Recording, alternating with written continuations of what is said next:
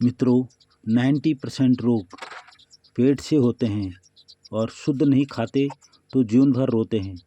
जाने अनजाने में डालते पेट में जहर, तब टूट पड़ता उन्हीं पर कहर। इसलिए हमेशा शुद्धता का दें ध्यान, मानव हैं हम, इतना सबको हो ज्ञान।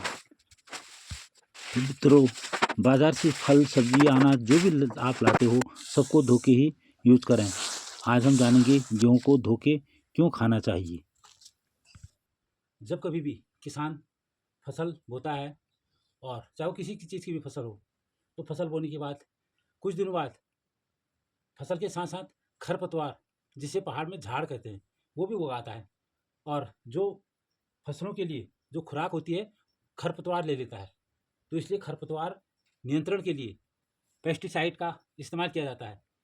ये आप देख पा रहे होंगे यहाँ पे राउंड अप, ये राउंड अप दवा, ऐसी दवा का इस्तेमाल किया जाता है जिससे जो सारी जो खरपतवार है, जो घास है अनाज के अलावा, वो सब नष्ट हो जाती है। इसको डालना ज़रूरी हो जाता है, क्योंकि अगर हम इसको नहीं डालेंगे, खरपतवार को होने देंगे, तो पौधे के साथ साथ जो अनाज के पौधे होते हैं उनके साथ साथ जो है खरपतवार भी उगाएगा, और उसका कोई औचित्य नहीं है। वो न चारे का काम आता है और न ही उससे कोई किसान लाभ ले पाता है। तो इसलिए उसको नष्ट करना ज़रूरी हो जाता है। तो इसलिए गेहूँ को धोना ज़रूरी हो जाता है कि जो ये केमिकल है एक प्रकार का, देख रहे होंगे आप यहाँ पर कट लगाए, खतरा लिखा है। तो एक इस केमिकल का प्रयोग करने से क्या होता है कि जो इसमें केमिकल के गुण हैं, ये जो जहर है एक प्रकार का, तो ये मिट्टी में गया।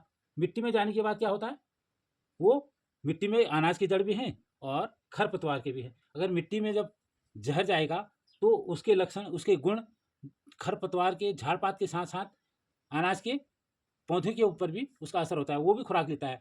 और अगर पौधे में जहर का असर हुआ तो धीरे-धीरे जब पौधा, अनाज का पौधा बड़ा हुआ, बाली आई और उसमें बीज हुआ, दाने हुए, तो उन दानों तक जो है वो खरपतवार का असर हो जाता है। इसके अंदर भी है असर। इसके साथ-साथ फिर इसको स्टोर किया जाता है बाज़ार में कहीं, तो बड़े-बड़े गोदामों में रखा जाता है। तो स्टोर के लिए भी, स्टोर करने से पहले वहाँ अगर लंबे समय तक अगर गेहूँ को रखना है, तो उसके लिए भी केमिकल का ही प्रयोग किया जाता है कि वो लंबे समय तक खराब ना हो और काम आए। तो उसमें भी जो है केमिकल का यूज़ होता है। तो कहीं न कहीं जो है इसके अंदर भी और इससे बाहर भी केमिकल का असर होता है। तो इसलिए जब कभी भी बाज़ार से आपको गेहूँ खरीदना हो, और भी जो फसल है जो लंबे समय तक गोदामों में टिकी हुई है, उसका अगर खाने के लिए यूज़ करना है, तो कभी भी हो बिना धोए उसको यूज़ नहीं करना चाहिए। कई लोग क्या करते हैं, दुकान से, कंट्रोल की दुकान से लाए और उसके बाद जो है चक्की में ले गए और पिसाया और उसके बाद यूज़ कर लिया। तो उसमें धीरे-धीरे जो है, एकदम से कुछ नहीं होगा।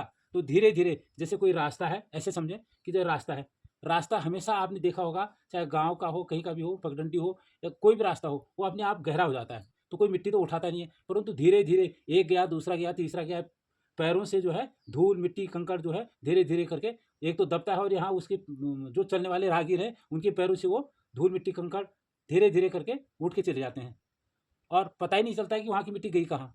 ऐसे ठीक इसी प्रकार से अगर हम डेली बाज़ार से जो खाना आता है, जो भी फल फ्रूट आते हैं या अनाज आता है, उसको धोएँगे नहीं, तो धीरे-धीरे करके हमारे शरीर में वो घुस जाएगा। इससे न धोने से क्या होगा, पत्थर की शिकायत होगी। जो भी इसमें कंकड़ पत्थर पिस जाते हैं, वो हमारे शरीर में चले जाएँगे। दूसरा, केमिकल का जो इस भारी आवरण है इसका, इस पे जो केमिकल का यूज़ किया हुआ है, उसका जो लेश मात्र भी अगर दाने पे है कहीं भी, किसी भी दाने पे कहीं भी, तो वो पेट में जाएगा धीरे-धीरे। तो एक दिन ऐसा होगा कि वो ट्यूमर बन जाएगा और गाँठ बन जाएगी और ज़हर का गोला बन सकता है, कुछ भी हो सकता है। तो धीरे-धीरे वो कैंसर का रूप ले सकता है धीरे-धीरे ना।